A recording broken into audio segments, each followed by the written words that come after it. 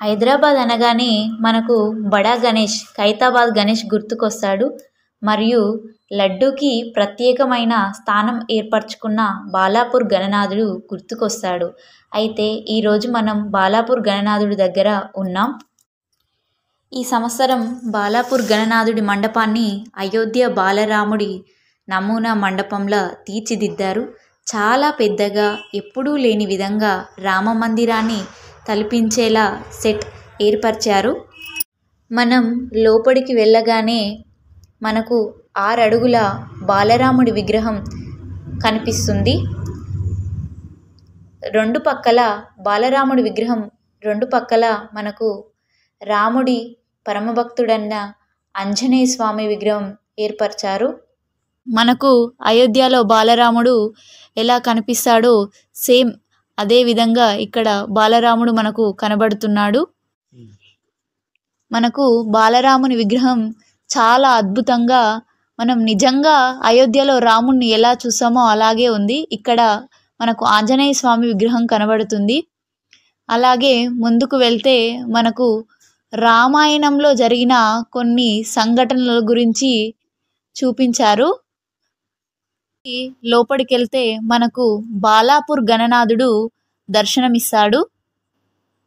అయితే బాలాపూర్ గణనాథుడు ఈ సంవత్సరం ఎలా ఉన్నాడంటే, గణేష్ తలపై భాగంలో అమృతం కోసం సముద్రంలో మందర పర్వతాన్ని దేవతలు రాక్షసులు మదనం చేసినట్టుగా తీర్చిదిద్దారు.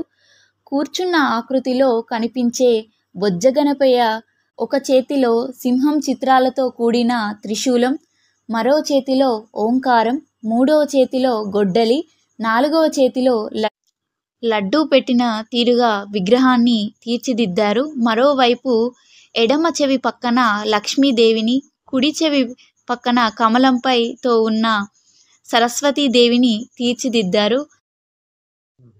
గణేశుని విగ్రహం అందరినీ, నా దగ్గరికి వచ్చిన భక్తులని కంటికి రెప్పలా కాపాడుతూ ఉంటా అని చెప్తున్నట్టుగా మన బాలాపూర్ గణనాథుని విగ్రహం కండ్లు మూస్తూ తెరుస్తూ దర్శనమిస్తున్నాడు.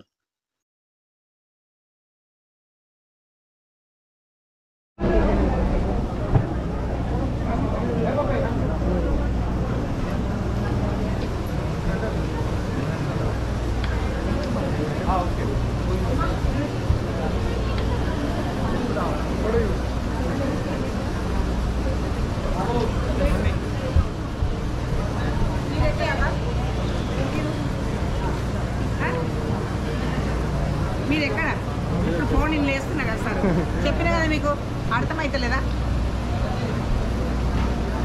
ఎవరన్నా కానీ తీసేస్తే మాత్రం గల్లలు వేస్తారు. మీరు మీ దానికి ఇష్టపడితే మేము మా దానికి మేము ఇస్తాము.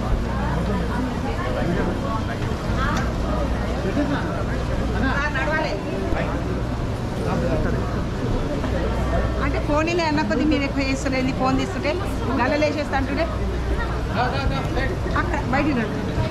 ఫోన్ అదే బయట ఫోన్ తీస్తాం, బయటికి వెళ్ళలేదు. ఫోన్ అది ఇక్కడ అన్నగా తెలుగులో చెప్పినాక మనిషి బొట్టు పెట్టుకోవాల్సిన అవసరం లేదు. సరేనా? మీరు మనిషి, నేను కూడా మనిషి. ఒకసారి చెప్పినప్పుడు వినాలి, ఒకసారి చెప్పినప్పుడు వినాలి. ఫోన్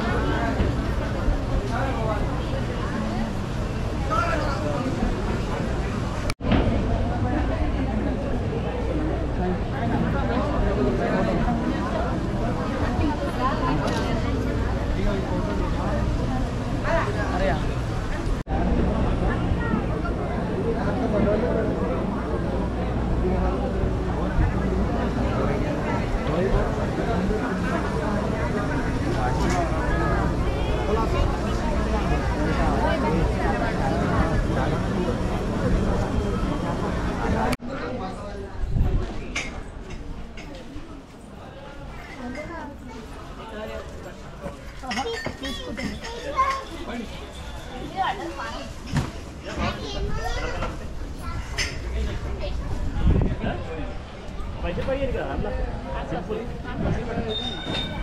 వెళ్ళరా